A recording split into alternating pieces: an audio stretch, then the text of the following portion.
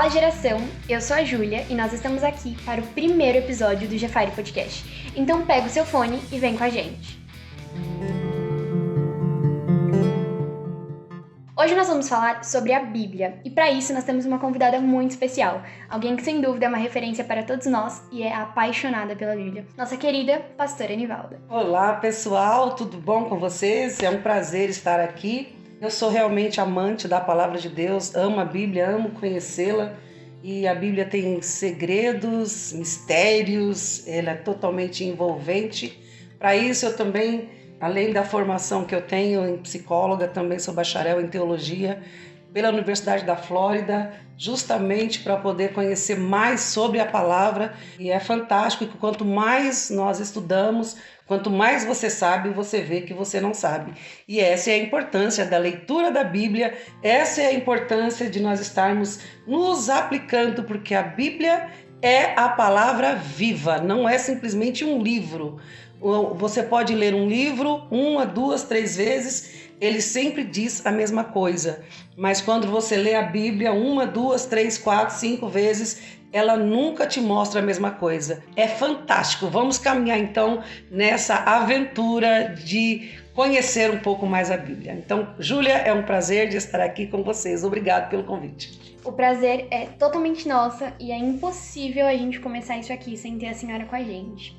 Para começar, eu queria que a senhora falasse um pouquinho sobre o que é a Bíblia. A Bíblia é um compilado de 66 livros que se divide em Velho e Novo Testamento, né? E nesse Velho e Novo Testamento, que foi totalmente inspirado por Deus, e o que é a Bíblia? A Bíblia é justamente essa palavra viva, como eu estava dizendo ainda agora, que é um livro que foi escrito por homens, porém inspirado por Deus. Eu falo que a comunicação é uma carta de Deus para o homem. É uma forma de Deus tinha de se comunicar com o homem. Então Deus inspirou homens para poder falar sobre a história, o que é a Bíblia. É a história de Deus com o homem. Sensacional. Por que ler a Bíblia? O homem que quer conhecer a Deus não tem outra forma a não ser através da Bíblia. Porque a Bíblia conta a história desde o começo de tudo. Desde a criação do mundo, a criação do homem, a natureza, os peixes, os animais silvestres, tudo que se relaciona à vida está escrita na Bíblia. Então, se o homem quer conhecer a si mesmo, leia a Bíblia. Se o homem quer conhecer sobre Deus, leia a Bíblia. Por quê? Porque a Bíblia é esse manual. Então, quando Deus escreveu, e melhor, inspirou a Bíblia para que nós pudéssemos estar conhecendo a Ele e a nós mesmos, nós conhecemos ali na Bíblia história do homem, a história vamos dizer assim, dessa criação da natureza, a criação do homem, mas também as aflições do homem, o homem interior, o homem exterior, as suas fraquezas, as suas debilidades, as suas, vamos dizer, as suas qualidades, suas potencialidades. E o homem, a história da Bíblia, a Bíblia conta essa história do homem, conta essa história de Deus para com o homem e conta a história de família, conta a história de nação, conta a história do mundo. Então a Bíblia conta a história do homem, conta a história de Deus. E por que ler a Bíblia? Porque se o homem quer conhecer a si próprio, a melhor coisa é olhar no manual. E a Bíblia fala deste homem, fala dessas aflições, fala destas angústias. Então o homem, às vezes, ele acha que a história dele se resume praticamente no que é hoje. E como diz lá no livro de Provérbios, Salmos e tudo mais, os livros poéticos, nós vamos falar sobre isso, está falando acerca dessas angústias do homem, que essas angústias que nós sentimos hoje, essas histórias que nós sentimos hoje, nada mais é do que uma repetição da história, porque o homem tem as mesmas aflições lá do começo como agora. Então a Bíblia, ela se atualiza. Quando eu disse que ela é viva, porque ela é tão atual ao mesmo tempo que ela é antiga.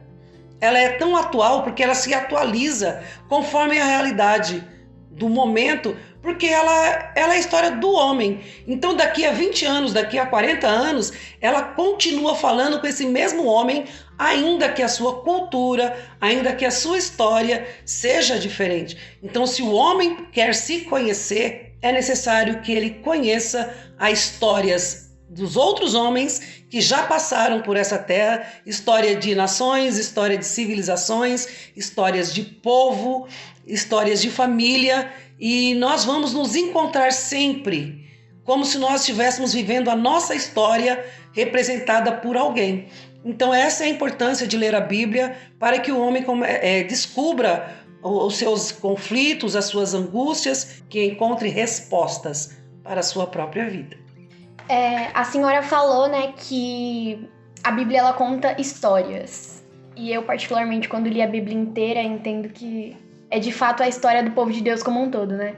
Começando lá na criação, e o Senhor mostrando que ele queria um povo separado para ele, e essa história se perpetuando, né? De Deus separando um povo para ele e contando a história desse povo separado. Justo. E eu queria saber como que essa história é dividida, né? Além de Novo e Velho Testamento, que é uma coisa que todo mundo sabe, como que a gente pode dividir essa história?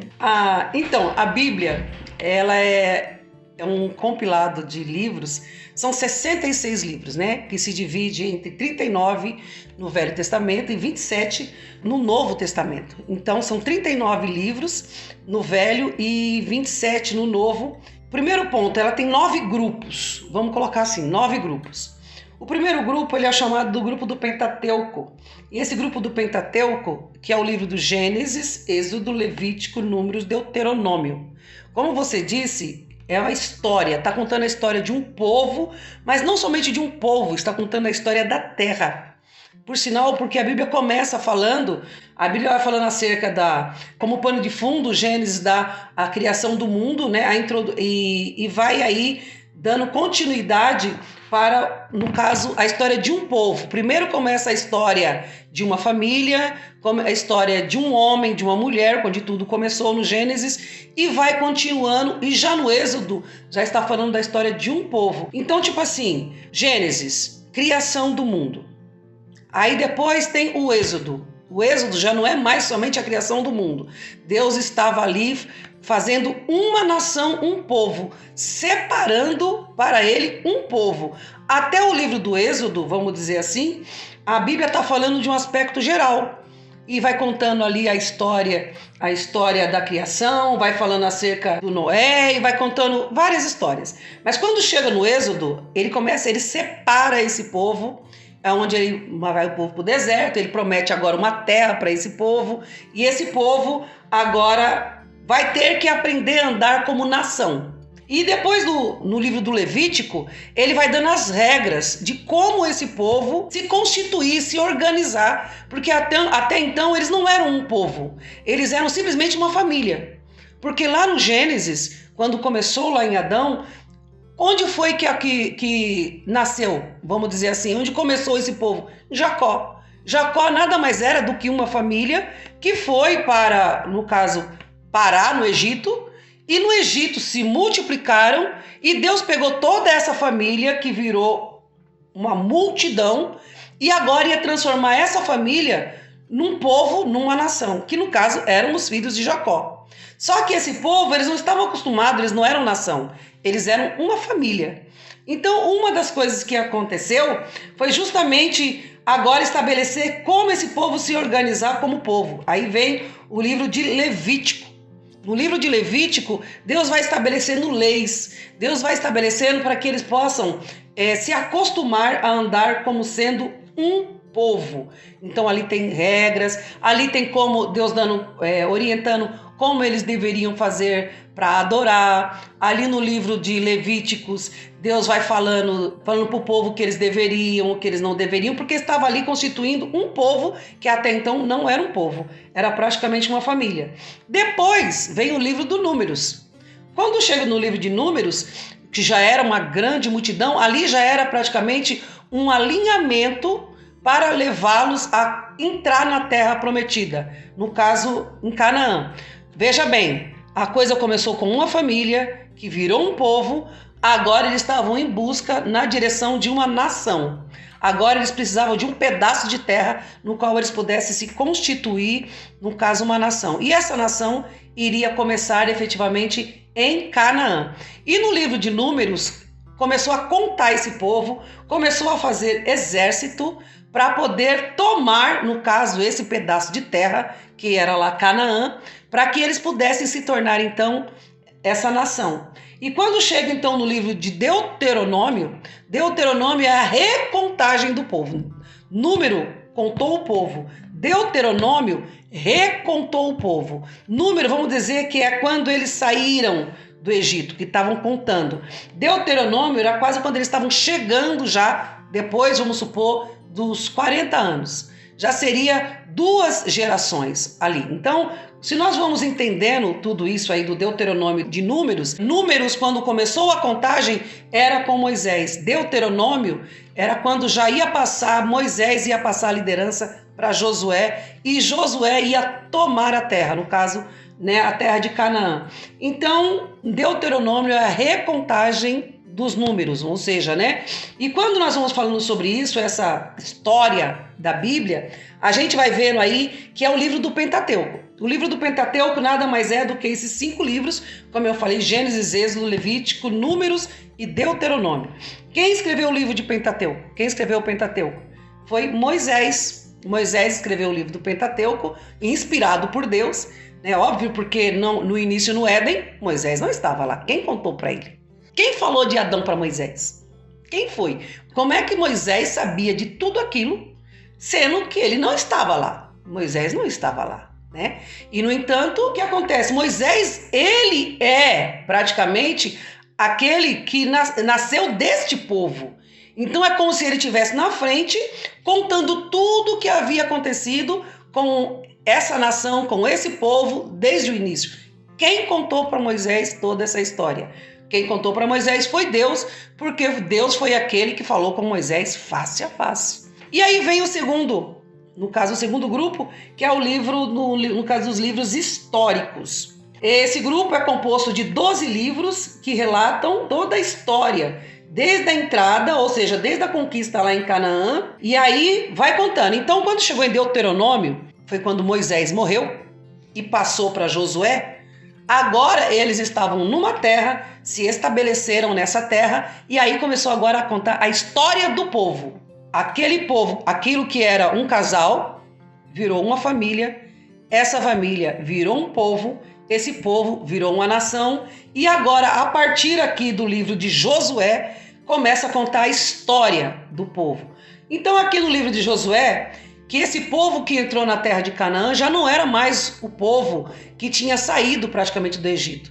Porque Deus falou que aquele povo não ia entrar, somente os filhos entrariam em Canaã, porque aquele povo foi rebelde, aquele povo foi desobediente, e eles iam trazer para a nova terra, no caso, costumes de quando eles eram escravos. Deus não queria escravos na nova terra. Então Deus queria uma nova mentalidade. E nessa nova mentalidade, os filhos do deserto, vamos colocar assim, os filhos do deserto, daquele povo que saiu do Egito, foi o que entraram em Canaã. Por isso que até demorou esse período de 40 anos eles rodando. Eles tiveram filhos, esses filhos cresceram, esses filhos amadureceram, se tornaram guerreiros, aquela geração morreu no deserto, porque Deus falou que eles não iriam entrar na terra, mas deu a terra para os filhos deles. Então Josué, que substituiu agora Moisés, que levou o povo a entrar na terra, agora ele começou essa história. Por isso que a Bíblia está falando aqui dos livros históricos,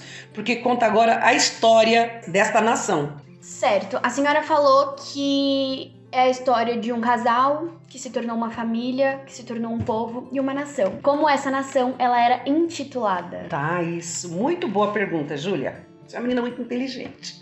Eles eram chamados povo hebreu. Por quê? Porque eles eram chamados filhos de Abraão. Você pode ver que eu estava falando aqui do livro de Josué, mas a história de Abraão está lá no Gênesis, né? O que Deus estava falando que ia fazer um povo, mas esse povo ia sair praticamente da descendência, dessa descendência da família de Abraão. Então, por isso que da família de Abraão, eles são chamados do povo hebreu. E essa marca do povo hebreu é porque Abraão, que deu à luz a Isaac, Isaac deu à luz a Jacó, e Jacó foi a família que foi parar no Egito, e essa família que foi parar no Egito é a família que conquistou a nação. Então, quando chegou no livro de Josué, que Josué pegou e substituiu, vamos dizer assim, Moisés, aconteceu o quê? Por esta geração não ter conhecido os milagres de Deus no deserto, eles não tinham aquele compromisso que os pais deles tinham, porque os pais deles viu o mar se abrir, os pais deles viu os milagres acontecendo. Mas entendam, não foi os pais que entraram em Canaã, foram os filhos. E os filhos não tinham visto aqueles milagres. Então eles começaram a titubear entre Deus, a adoração a Deus, eles começaram a se perder nas suas convicções. Aí foi quando Josué pegou e falou: gente, chega, eu não sei quanto a vocês, mas eu e a minha casa, nós vamos servir ao Senhor. Por quê? Porque esse povo começou a ver as crenças de outras nações e começaram a não entender e começaram, vamos dizer assim, a contaminar suas convicções. E aí acontece no livro de Juízes, porque agora Josué tinha um povo e Deus começou a levantar os juízes. Os juízes, eles eram aqueles que Deus levantou e agora trazia regras. No livro de Levítico, Deus estabeleceu as regras. E os juízes eram aqueles que julgavam se o povo estava cumprindo a regra ou não. Então, quando chegou aqui no livro de Juízes, a coisa já estava muito feia, porque o povo tinha se afastado de Deus, não sabia quem era Deus. Aquela geração praticamente havia se perdido. Foi quando Deus começou a levantar Sansão, aí ele levantou Débora, ele levantou os juízes que iriam trazer regras para o povo. Depois, Deus já vem com o livro de Ruth. O livro de Ruth é um livro que ele praticamente não fala de Deus, não tem nome Deus. Por sinal, existe até uma certa polêmica que falam acerca que o livro de Ruth não fala o nome de Deus, porque está falando justamente desse povo e está falando acerca dessa mulher que praticamente nem tinha essa linhagem. Ruth, no fundo, ela era moabita. Ela não era do povo, ali do povo hebreu. Mas, enfim, ela mostra ali da aliança que teve ali e o quanto quando ela teve o encontro ali com o Boaz, e aí Deus resgata esse povo novamente, e aí vai. Bom, depois de tudo isso, o povo se organiza como povo, e aí o povo começa a não querer mais juízes. Porque o problema desse povo que Deus levantou, eles sempre ficavam se comparando a outros povos, às outras nações, porque a terra já estava cheia de outros povos, outras nações. E eles começaram agora a querer um rei, igual os outros povos tinham. Porque até então só tinham os juízes, aqueles que estabeleciam ali as regras, né? Mas aí o povo começou a pedir para Deus um rei. Eles queriam um rei, como todas as outras nações. E aí foi quando Deus pegou e levantou Samuel. E a partir de Samuel ali, ele também ungiu a Saul, porque o povo queria um rei. E aí começou então agora a história dos reis. Então entenda que nós já passamos por Números, passamos por Deuteronômio, passamos por Josué, passamos por Juízes, passamos por Ruth e agora Samuel, onde o povo pede um rei. Então vem o livro agora dos reis, Primeira Reis e Segunda Reis. E depois vem o livro de Crônicas. Crônicas é quase uma repetição também do Reis. Igual o Deuteronômio é quase uma repetição de Números, o Crônicas está contando a história desses reis que foram levantados lá em Primeira e Segunda Reis. E depois esse povo é totalmente destruído, esses reis se perdem novamente, se desviam. Teve alguns reis que foram bons, né? E vai contando as histórias desses reis.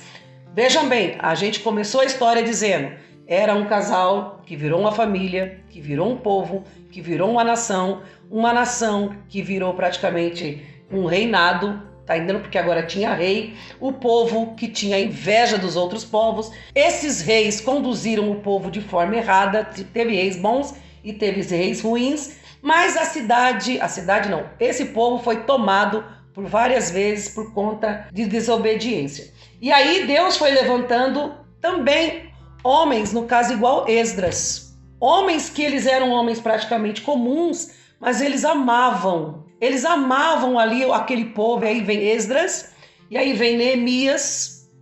É tudo sempre contando os altos e baixos desse povo, é a história. Neemias, depois vem Esther.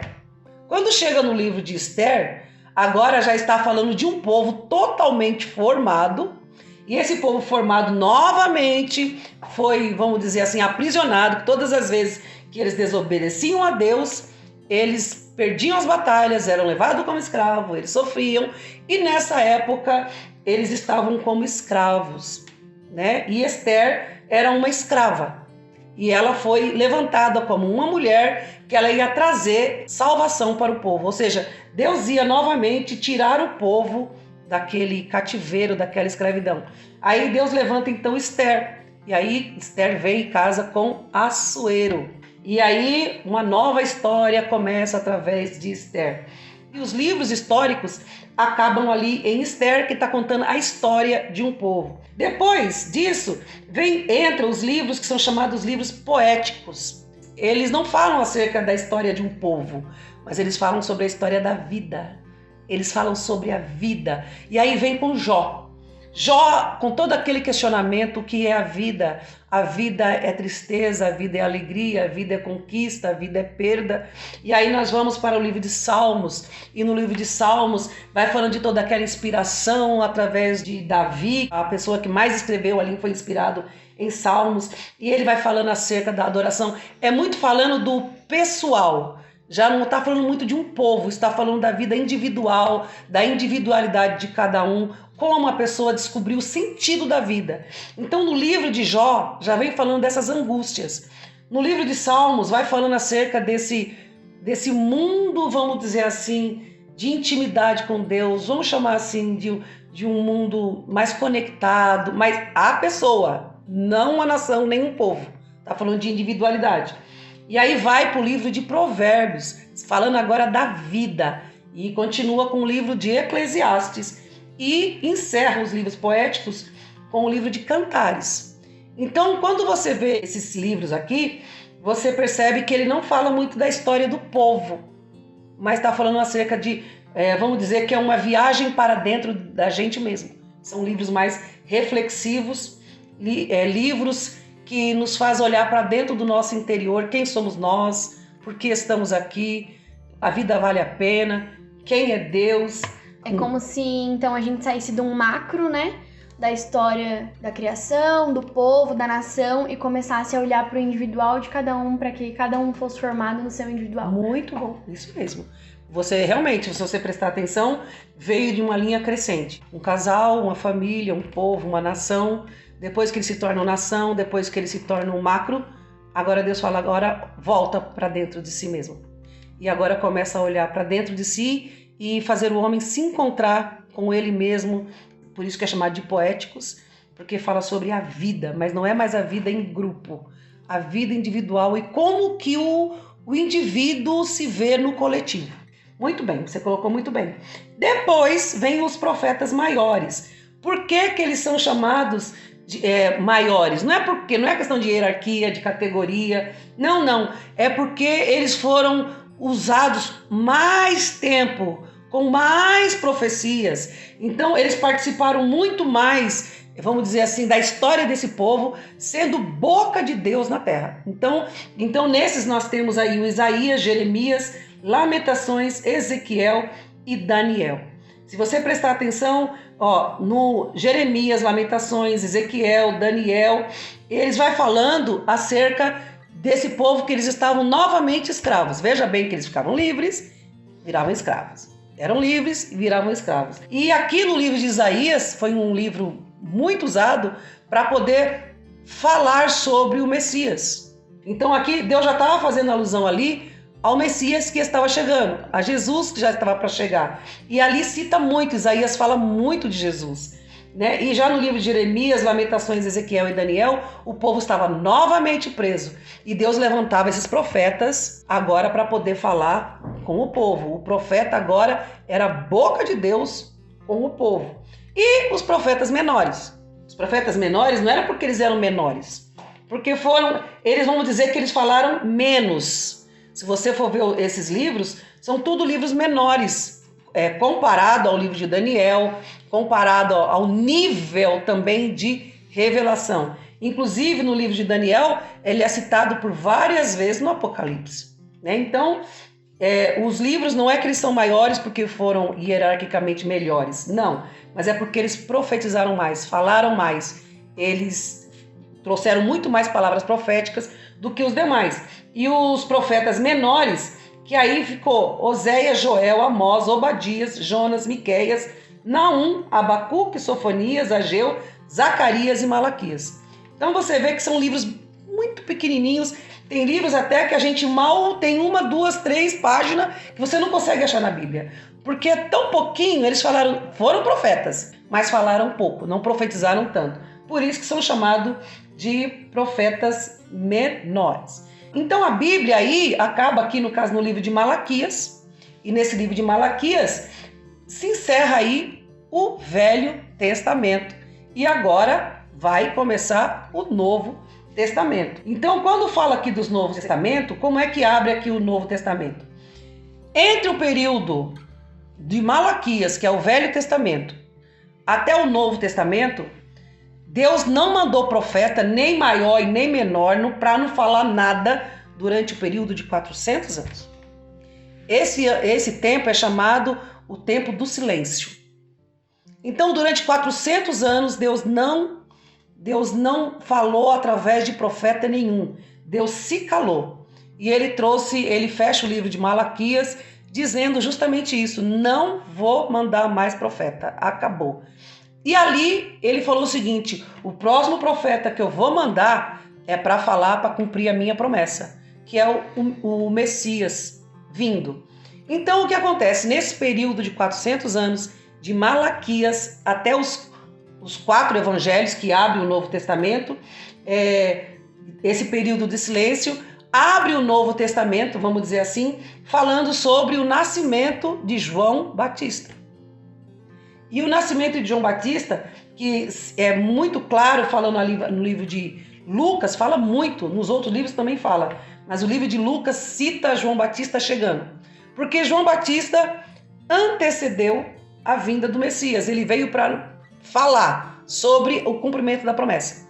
Então o que acontece? Quando João Batista chegou, que foi o próximo profeta depois do silêncio, ele veio para anunciar o grande e terrível dia do Senhor. E esse grande e terrível dia do Senhor, ele está falando, é o Senhor Jesus entrando na terra, é Deus entrando na terra. E aí vem falando os 4 evangelhos, que começam então o Novo Testamento, dizendo assim, né? Porque também se divide em períodos, que os 4 evangelhos, Mateus, Marcos, Lucas e João, todos esses 4 falam de Jesus. É a mesma história, em ângulo diferente, mas todos os 4 falam acerca de Jesus. João Batista veio falando dele, ele está chegando. Jesus chegou. Eles 4 escreveram sobre a história, a vinda dele, o que ele fez enquanto ele estava aqui. E aí, o próximo livro, depois Mateus, Marcos, Lucas, João, o próximo livro é o chamado de livro histórico. O que é o livro histórico? É justamente na hora que Jesus volta para o céu, ou seja, acabou a história de Jesus. O próximo livro agora vai contar a história da igreja. É onde começa a igreja, entendeu? Então aqui, o livro de Atos conta a história dos apóstolos, quando Jesus subiu aos céus, um novo período, e aí é quando Jesus sobe aos céus e a igreja continua a história de Jesus aqui na terra. E depois do livro de Atos, aí vem agora justamente as cartas praticamente de Paulo. Aí nós vamos ver aí no livro de Atos, enquanto os apóstolos estavam sendo perseguidos, a igreja sendo perseguida, nós vamos ver a conversão de Paulo. Nessa conversão de Saulo, que virou Paulo, está lá registrado em Atos 9, por conta de Paulo, Saulo, vamos dizer assim, nasceu aí então as cartas que Paulo escreveu. E aí vem os livros que Paulo, praticamente, as cartas que ele escreveu, que virou livro, que são os livros escritos por Paulo, que é o livro de Romanos, 1ª e 2ª Coríntios, Gálatas, Efésios, Filipenses, Colossenses, 1ª e 2ª Tessalonicenses, 1ª e 2ª Timóteo, Tito e Filemão. Todos esses livros foram escritos por Paulo. Então, se você prestar atenção, que praticamente esses 13 livros que foram escritos por Paulo, se o Novo Testamento tem 27 livros, praticamente quase a metade do Novo Testamento foi escrito por Paulo. Mas como se divide o restante do Novo Testamento? Também, mas agora fora as 13 cartas, os 13 livros escritos por Paulo, nós temos também o livro de Hebreus, tem o livro de Tiago, tem o livro de 1ª e 2ª Pedro, 1ª, 2ª e 3ª João e o livro de Judas. Então, esses aqui praticamente foram escritos por esses autores, que aí vai compondo, sempre contando a história da igreja, sempre falando sobre Jesus e falando sobre a igreja. E, por fim, aí a gente pega e chega no livro de Apocalipse. Então, entenda também que quando fala 1ª, 2ª e 3ª João, já está lá no finalzinho, não tem nada a ver com aquele João lá, o João do Mateus, Marcos, Lucas e João. Então, quer dizer, tem aqui 1ª, 2ª, 3ª João, o livro de Judas, né? E o livro que também não tem nada a ver com o Judas Iscariotes, né? Então e aí encerra com o livro do Apocalipse. Mas o livro do Apocalipse fala muito acerca, inclusive, desses tempos que serão futuros. Então, vejam bem como a Bíblia é uma coisa linda. Vai contando a história do Gênesis, conta a história, tudo isso que a gente acompanhou até agora conta a história da igreja. Quando chega lá no Apocalipse, a igreja sobe, a igreja sai da terra, e é por isso que às vezes o livro de Apocalipse se torna um tanto complexo, porque o livro de Apocalipse não está falando muito da nossa época, é uma época vindoura.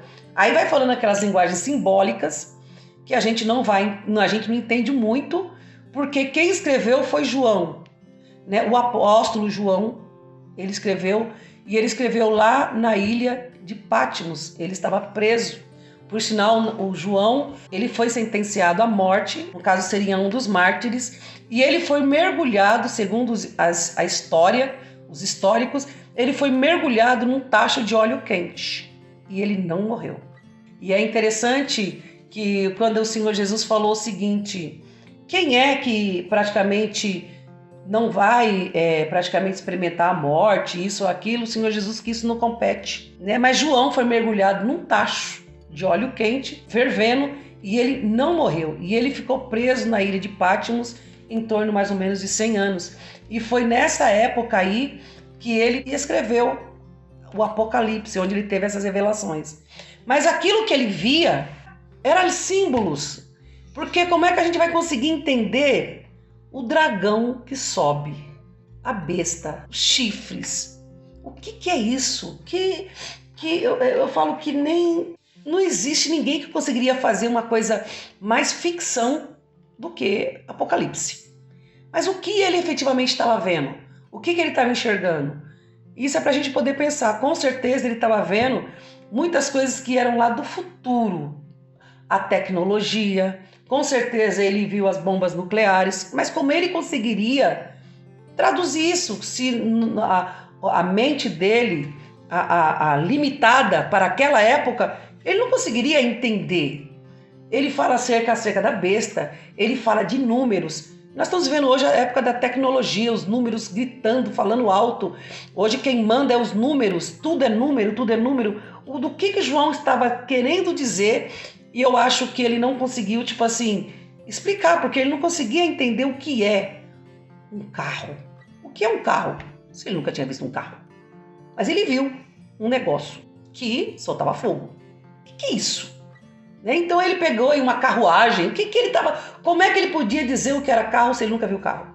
Então tem muitas linguagens lá que são simbólicas, por isso da difícil compreensão por nós. Mas na medida que a gente vai vendo, vai falando acerca do anticristo, do falso profeta, fala acerca das testemunhas. Então, como está falando de coisas que estarão acontecendo, por isso parece difícil a interpretação, mas tem interpretação.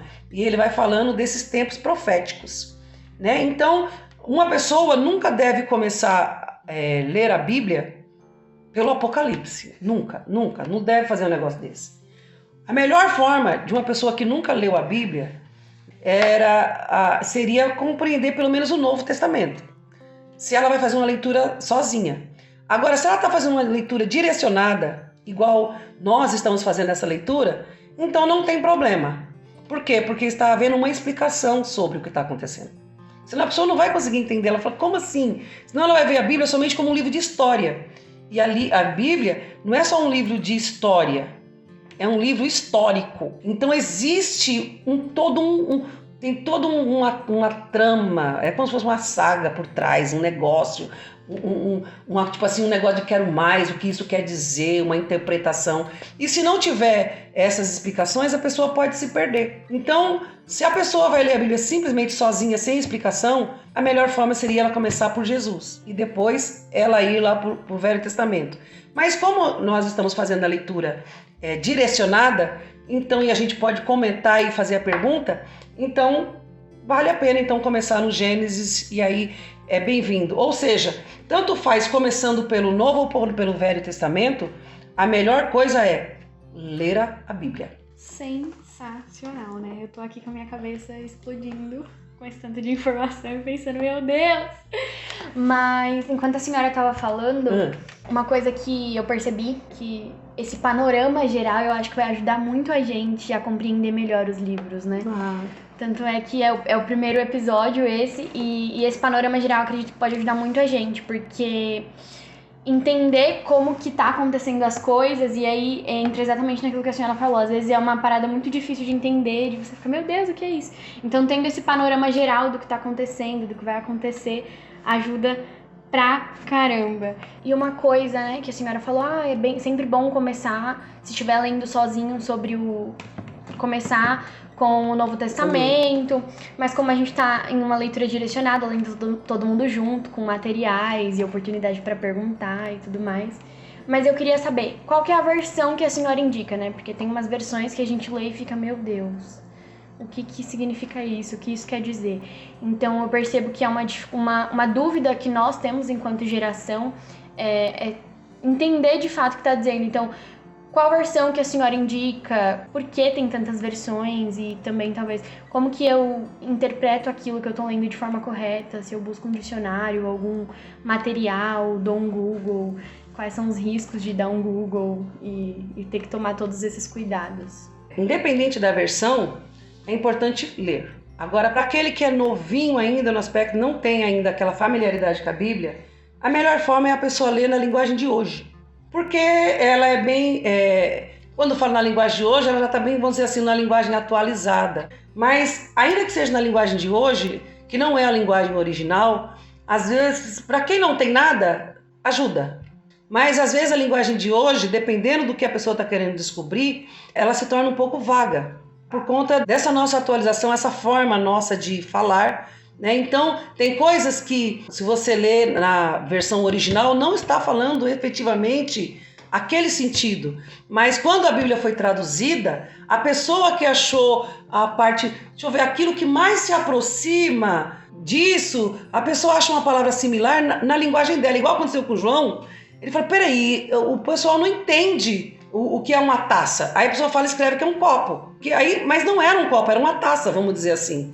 Então, quem traduziu, às vezes, não era compreendido naquela linguagem, ou seja, naquela nação. Para quem começa, a melhor coisa é a linguagem de hoje, né? Mas ela é simplificada, justamente para que haja entendimento. A linguagem corrigida, da João Ferreira de Almeida, vamos dizer assim, que é a mais adequada para a nossa realidade. Por quê? Porque nós, enfim, brasileiros, João Ferreira de Almeida era português. Então, ele entende um pouco mais acerca dessa cultura, a cultura portuguesa, a cultura brasileira. Então, o João Ferreira de Almeida, para nós, é a melhor, mas quando você quer se aprofundar em uma coisa mais, aí é melhor a NVI, porque a NVI ela já é uma Bíblia mais de estudo, não é uma Bíblia praticamente de leitura, é uma Bíblia para se estudar. Entendendo? Ela tá mais próxima do original. Só que o fato dela estar mais próxima do original, às vezes ela vai trazer alguma palavra que aquele que não está familiarizado, ele vai ficar, o que é isso? Vamos dizer, fazendo um comparativo, lá no livro de Eclesiastes fala muito acerca das cãs. Uma pessoa vai ler cã, que na NVI fala cã, porque ela quer se aproximar do original, a pessoa fala, o que é cã? Já na linguagem de hoje, ela vai encontrar que é os cabelos grisalhos. Vai falar cabelos grisalhos. Só que, quando você vai falar de cã, não é somente cabelos grisalhos, está falando sobre experiência e sabedoria. Então, quer dizer, quando eu falo que a Bíblia é viva, ela dá esse leque que por mais que você estude, por mais que você pesquise, ela é infinita, infinita, infinita. E ainda uma linguagem um pouco mais complexa, que é usado muito mundialmente, aqui para nós no Brasil, essas três são que nós mais usamos, mas vamos dizer, saindo daqui da América Latina, tal, qual é a mais usada? É a King James. É a que mais se aproxima novamente do original. Só que cada vez que a Bíblia se aproxima do original, você tem que ter uma interpretação, uma linguagem, uma compreensão um tanto mais teológica. E essa compreensão e essa linguagem teológica, para quem não estudou, vai ler a Bíblia como uma história, não vai conseguir compreender, porque vai precisar de um nível de interpretação um pouco mais profundo. Porque tem coisas que a pessoa vai ler, como eu falei, em Cãs, que fala lá no livro de Eclesiastes, a pessoa vai ter que saber do que está falando na hora que está lendo. Não é depois que lê, não. A pessoa já tem que ter uma familiaridade quando vai falando lá acerca do ano do jubileu. O que é o ano do jubileu? Tá entendendo? Uma pessoa que não tem familiaridade vai falar, o que é o ano do jubileu? São coisas assim, o que é Torá? Que é o Pentateuco, tá entendendo? Então, a pessoa fica assim, sem entender. E por não entender, acaba tipo assim, vamos usar uma linguagem bem popular, boiando, vagando. E aí pode se tornar uma leitura entediante, onde muitas pessoas não gostam, falam assim, eu não tô entendendo nada. Eu não tô entendendo nada. O que você está querendo dizer? O que é isso? Mas aí onde está? O segredo está na interpretação. E essas Bíblias, que são as mais conhecidas, e tem várias outras versões, quando fala de versões, não quer dizer que elas não são inspiradas, não. O fundamento é o mesmo. Mas dependendo de quem foi que traduziu, traz uma familiaridade melhor para aquele que está lendo. Então, por isso que fala de versão. Então, quando fala da King James, lá na Europa, de repente, o que vai acontecer? Eles vão entender mais, que está mais próximo da cultura deles, o que está dizendo ali, a forma de escrever, a forma de entender ali, por causa que eles vão entender através da cultura. Nós, a Ferreira de Almeida, foi escrito por um português. Então, nós, brasileiros, estamos mais próximos de uma cultura aqui, né? Porque, enfim, foram os portugueses praticamente aqui colonizaram o Brasil. Então, nós estamos mais familiarizados com a cultura deles, então mais próximo da nossa linguagem. E aí, quando nós vamos para a Bíblia, original, tem muitas coisas que lá está querendo dizer, o Senhor é meu pastor, nada me faltará. A gente olha e fala o seguinte, o Senhor é meu pastor, nada me faltará, e você acha que nada vai te faltar porque o Senhor é seu pastor. Não, ali a interpretação está querendo dizer o seguinte, eu posso passar por qualquer coisa, mas tudo bem, porque Ele está comigo, não vai me faltar. Mas não quer dizer que você não vai ter problema. Mas no original isso é claro. Mas na linguagem de hoje, ou na linguagem, no caso, corrigida da Ferreira de Almeida, parece que está falando que o Senhor é meu pastor, nada me faltará. Não, está falando o seguinte, que Ele é o meu pastor e eu não sentirei falta de nada. É diferente. Entendeu? Não é o Senhor é meu pastor, nada me faltará. Não, o Senhor é meu pastor e eu não sentirei falta de nada. Ainda na onde tiver falta, eu não sentirei falta. Porque Ele é o meu pastor, Ele me preenche. E as pessoas acham que eu vou ter dinheiro, eu vou ter uma vida maravilhosa. Não é isso que o Salmo está dizendo. E é interessante, eu estou sendo bem simples no Salmo 23, porque vocês veem as pessoas às vezes vamos supor assim, se pautando em cima de uma promessa que não é isso que está querendo dizer. O Senhor é meu pastor, nada me faltará. Nada, não. O Senhor é meu pastor e eu não sentirei falta. Eu não sentirei falta, não quer dizer que não vai me faltar. Mas ainda na falta, eu não sentirei falta. Por quê? Porque Ele supre todas as minhas necessidades em Cristo Jesus. Ainda que eu tenha falta, eu não sentirei falta, porque Ele é o meu pastor. Entendeu? Olha só como dá outra conotação, só o Salmo 23. Só o primeiro versículo. Entendeu? Só, Salmo 23, 1. Imagina a Bíblia, entendeu? Então é muito bacana falando acerca dessas versões, né, da Bíblia, porque dependendo tem várias traduções, mas cada uma vai trazendo praticamente para que haja uma compreensão melhor do público no qual está lendo. Todas elas devem ser lidas, entendeu? Todas elas são inspiradas, porque todas elas, as raízes é a mesma. Às vezes a folhagem que tem uma cor diferente, mas a raiz é a original. A essência é a mesma. É a essência, muito bem. E o nosso tempo aqui tá acabando. Oh. Isso é muito triste, porque o papo tá muito bom. Mas pra gente finalizar, pastora, eu queria que a senhora desse um conselho pra gente. Pra quem já leu a Bíblia inteira, pra quem nunca leu, pra todos nós que estamos aí nessa caminhada que vai durar 9 meses e que com certeza o Senhor vai gerar algo em nós e na nossa igreja através dessa leitura. Bom, eu já li a Bíblia toda várias vezes e eu vou dizer pra você, é fantástica a viagem. Tipo, muitas coisas. Quando eu falo acerca do livro de Reis, vocês vão ver, quando vocês passarem por Crônicas, você parece que está lendo a mesma coisa de Reis. Você fala assim, eu já passei por isso. Eu já vi essa história. Pois é repetição. Está contando do livro dos Reis, da vida dos Reis. Aí você fala, puxa, que legal. Se você não lisse a Bíblia, você não saberia disso. Quando você vai ver no livro de Números, e vai ver no número de Deuteronômio, você fala, peraí, mas tá contando a história do povo do deserto? Eu já vi a história do povo do deserto. É, porque é uma fixação. Parece que ali foi contado 2 vezes a mesma história, igual o livro de os evangelhos, de Mateus, Marcos, Lucas e João. Está contando a mesma história, mas num olhar diferente, por pessoas diferentes, em época diferente. E isso é a prova que ela é inspirada. Porque essas pessoas, a grande maioria delas, nunca se conheceram. Como é que elas foram tão completas? Como é que Daniel citou tanta coisa de Apocalipse? Como pôde Isaías citar coisas lá que, meu Deus, se 400 anos foi de silêncio, 400 anos foi de silêncio, até Jeju chegar, Isaías já estava falando. Só pode ser inspirado. Não tem como 66 livros escritos por pessoas diferentes, pessoas vivendo em tempos diferentes, como eles podem se completar?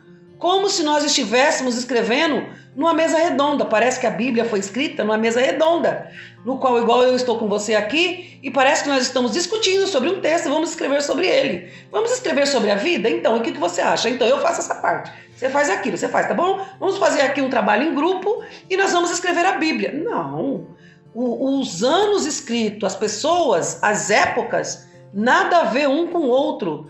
Então nós vamos ver aí o Esdras, nós vamos ver o Neemias, nós vamos ver lá o Abraão, o Noé, e meu Deus do céu, esse povo nunca se encontrou. E no entanto eles estão falando do mesmo Deus, eles estão falando dos mesmos conflitos, eles estão falando de pessoas em épocas diferentes, com as mesmas necessidades.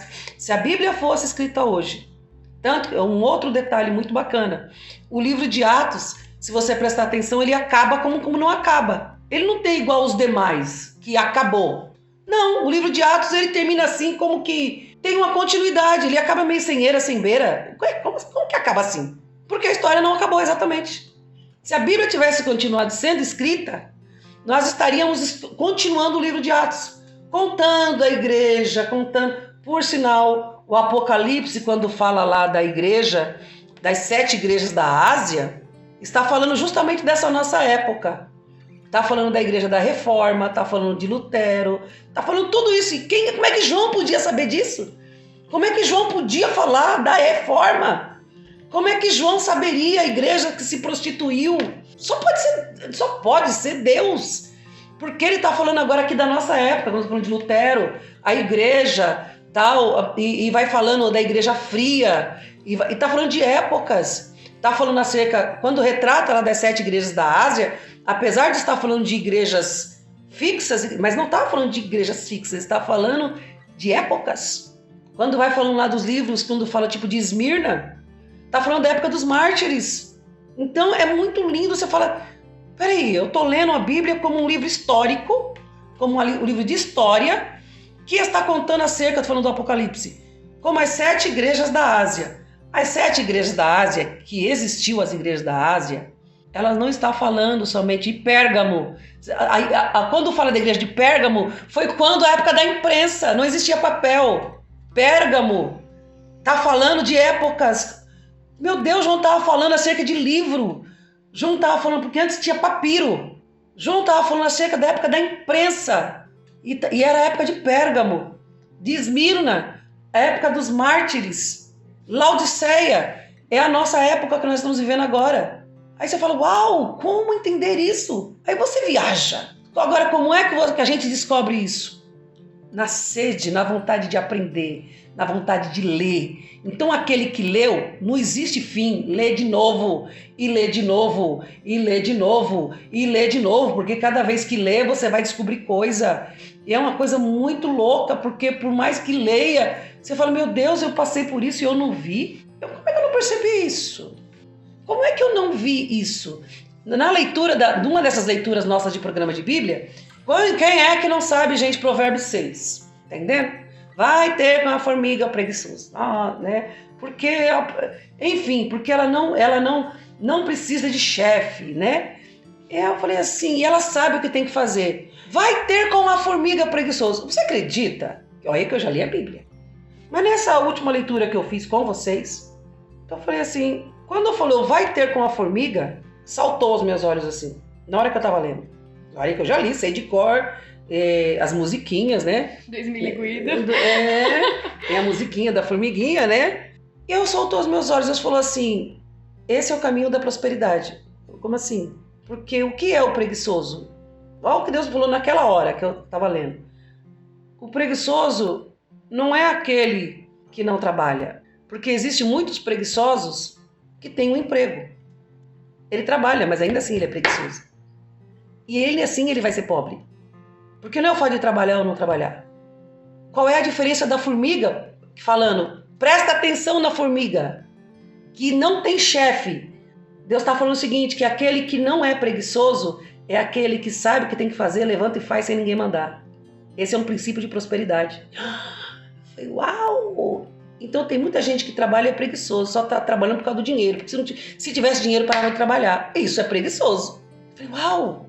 Porque dá a entender porque a pessoa está trabalhando, ela não é preguiçosa. Nada, ela trabalha porque precisa de dinheiro. Porque se ela tivesse dinheiro, ela não trabalharia. Então, está no DNA, na formação daquela pessoa, ela é preguiçosa. E a Bíblia fala que o preguiçoso vai morrer pobre. Eu falei, uau, então a questão da preguiça, a questão do preguiçoso é uma questão de mente, não é uma questão de atitude, é como você pensa, como você se comporta. Eu só descobri isso na leitura da Bíblia. Você é preguiçoso? Não, eu trabalho. Não. Você sabe o que tem que fazer e sem ninguém te mandar fazer, você vai e faz? Faço. Então você tem o DNA da prosperidade, você vai ser próspero. Para você fazer as coisas, você precisa ser mandado, e ainda que seja mandado, você faz, mas empurrando, mas empurrando, você tem uma grande tendência para morrer pobre.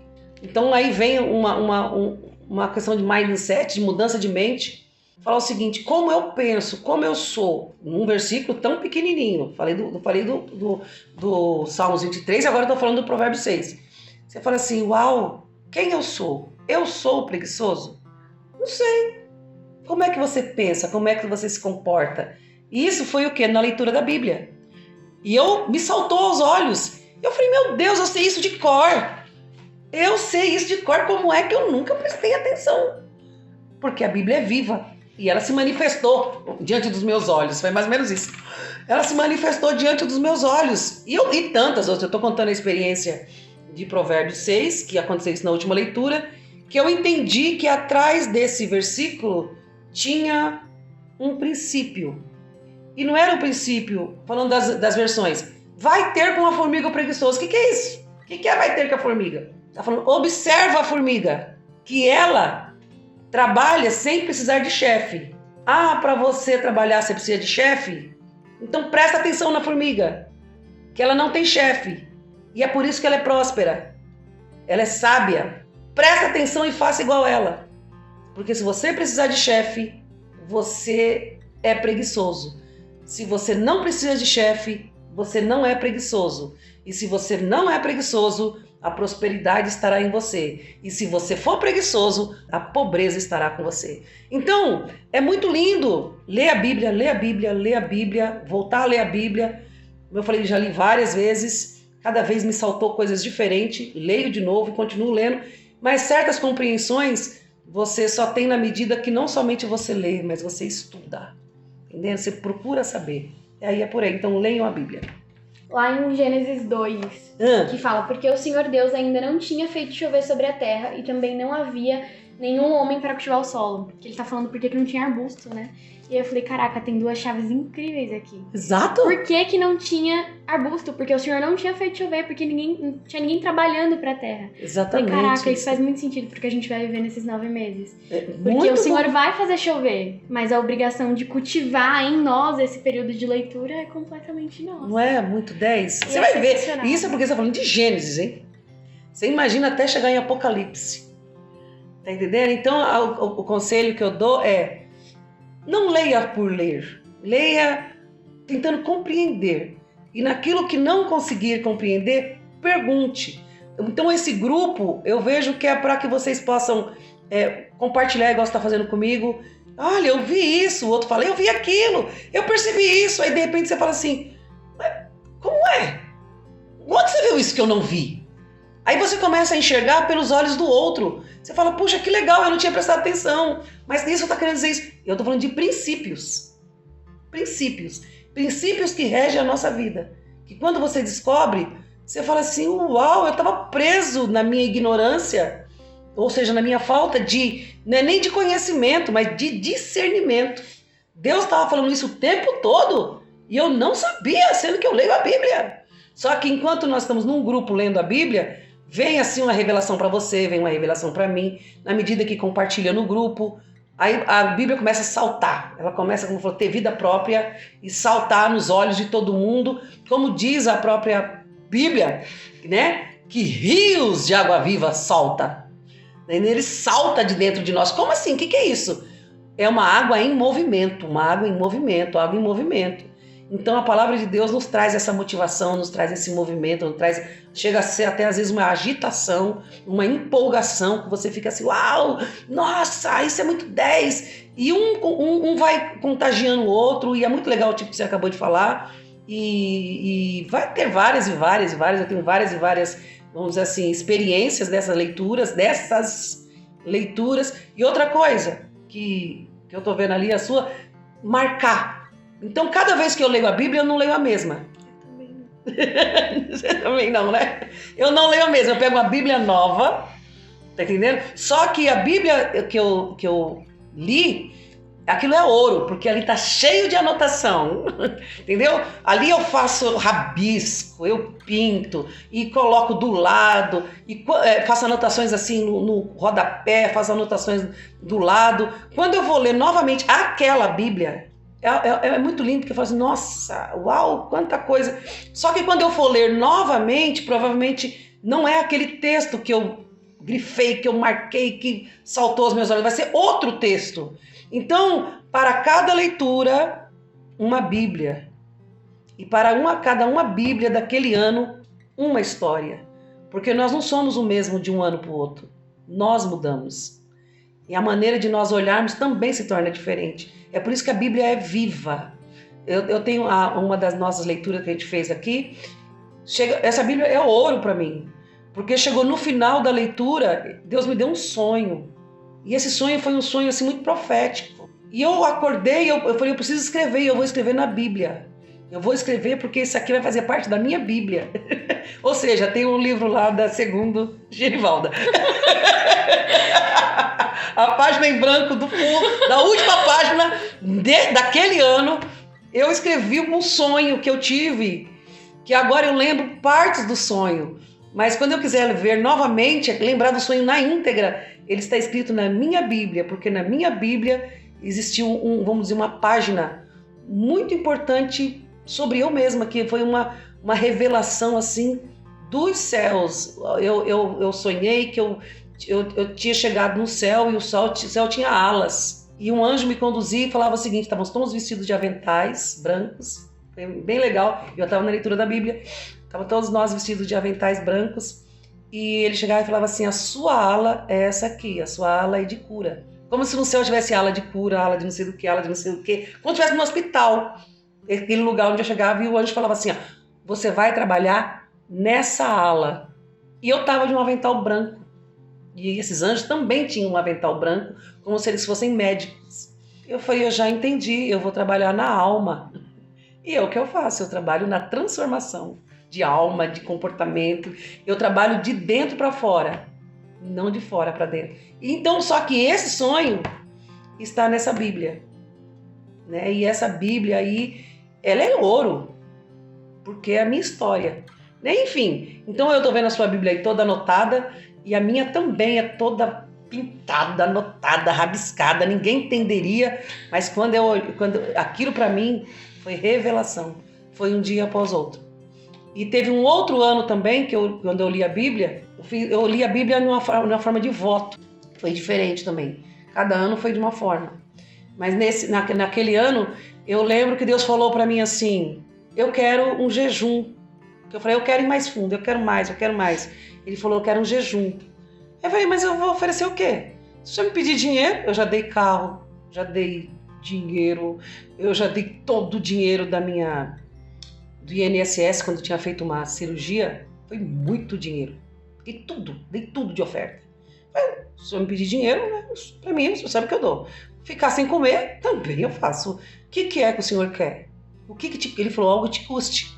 Se não te custar, não vale a pena. Aí ele pediu meu tempo. Mas ele não queria qualquer tempo. E tempo, eu tenho problema com tempo. Ele pediu o tempo mais precioso para mim. O tempo mais precioso para mim é a madrugada, enquanto eu durmo. Porque o sono para mim é sagrado, porque quando eu deito é para dormir. E ele falou que ele queria que eu desse um tempo entre 3, 4, 5 horas da manhã. Eu falei: mas esse é o meu melhor tempo. Ele falou: é por isso que eu quero o melhor.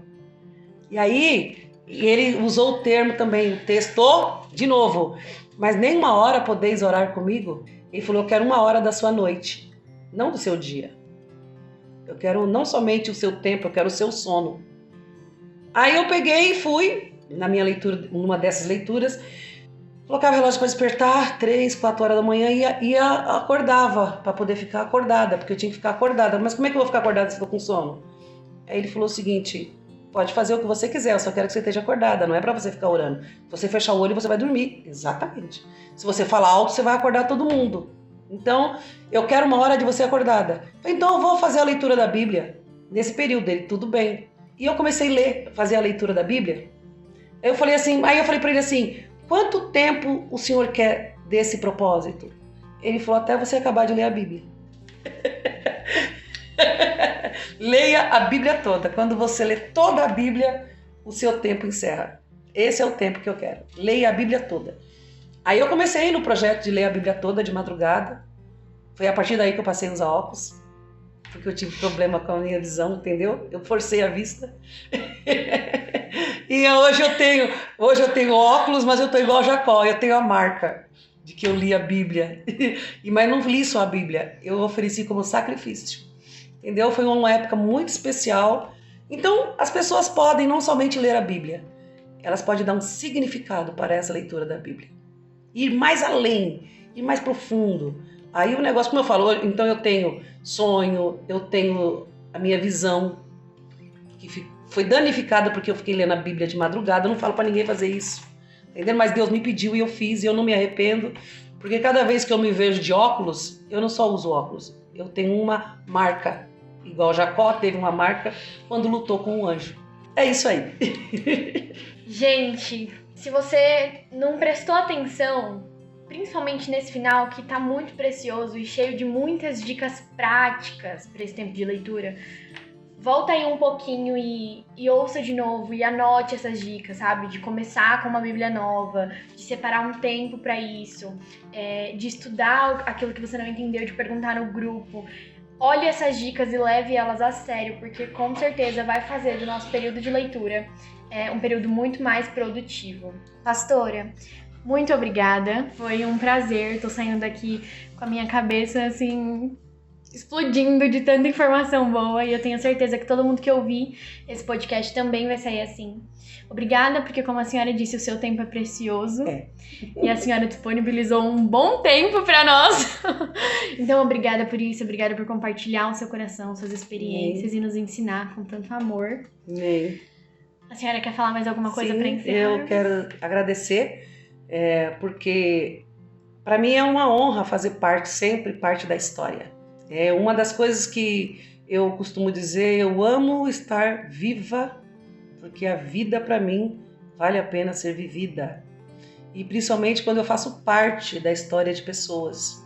E eu sei que essa leitura da Bíblia, assim como muitas das leituras que eu fiz com propósito de leituras anuais, fez uma diferença enorme na minha vida. E do jeito que vocês estão conduzindo, com todo carinho, com todo amor, que eu tenho acompanhado vocês assim à distância, a dedicação de vocês, eu acredito que vai ser muito melhor do que das outras vezes que nós fizemos. Então eu estou apostando e eu quero fazer parte. Então, para mim é uma honra abrir praticamente esse momento, né, fazendo parte de tudo isso. E eu quero fazer parte sempre. Para mim é um prazer. Eu só gasto o meu tempo naquilo que eu acredito. E se eu estou aqui é porque eu acreditei. Amém. Amém. Gente, nós vamos ficar por aqui. Esse foi o nosso primeiro episódio do GFire Podcast. Tem muita coisa boa vindo por aí, então compartilha com seus amigos, com o seu grupo da família, manda para todo mundo que você acha que pode ser edificado por essa conversa e que pode aprender, porque ela foi muito rica. Deus abençoe vocês e boa leitura.